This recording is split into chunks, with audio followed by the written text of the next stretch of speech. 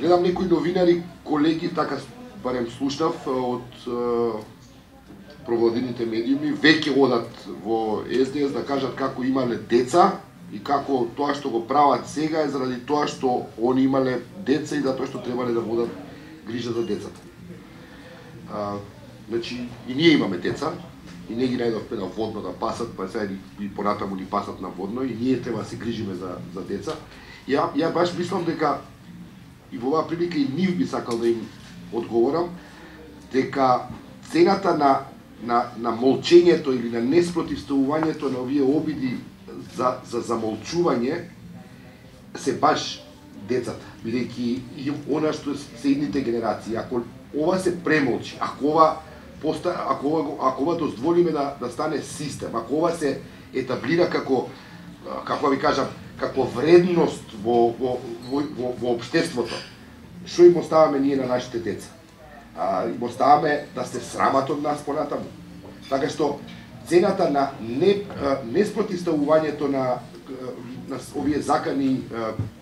и овие обиди да се спречи слободата на изразувањето како пар екселанс цивилизацијска вредност се токму идните генерации. Така што она што ние го трпиме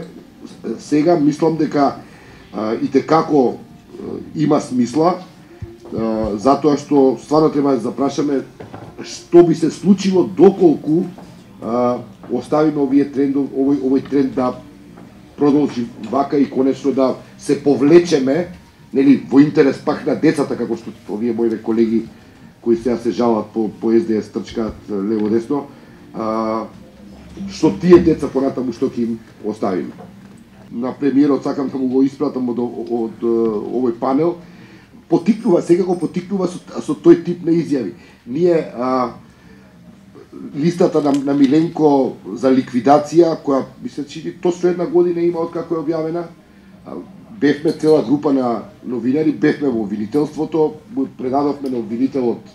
пријава и колку што знам, барем ние немаме никаков одговор дали таа пријава воопшто некогаш ќе биде активирана, и се разбира тоа што го кажува и уранија, тоа што институциите го премолчуваат, на известен начин го одобруваат тој говор на омраза, да отвара простор за овој тип на ескалација на насилството, кој се демонстрира во мојот случај, во случајот на Никола, во случајот на Славчо, во случајот на Коко, и затоа и прашањето за кулминацијата, доколку и понатаму нема институции кои се способни да одговорат и да изреагираат на она што се случува со говорот на омразата, кулминацијата тек ни престои и тоа во форми кои стварно, мислам, само можеме да ги онака замислиме кои се. Някој со право повикува на солидаризација во смисла на тоа дека сега расте, како ви кажам, агресивноста кај овој дел на така наречена новинарска јавност која е провладино ориентирана, бидејќи она ја изразува уште повулгарно таа нервоза во која власта е очигледно западната, тука нема збор. И тој израз ќе ескалира и затоа на првото прашање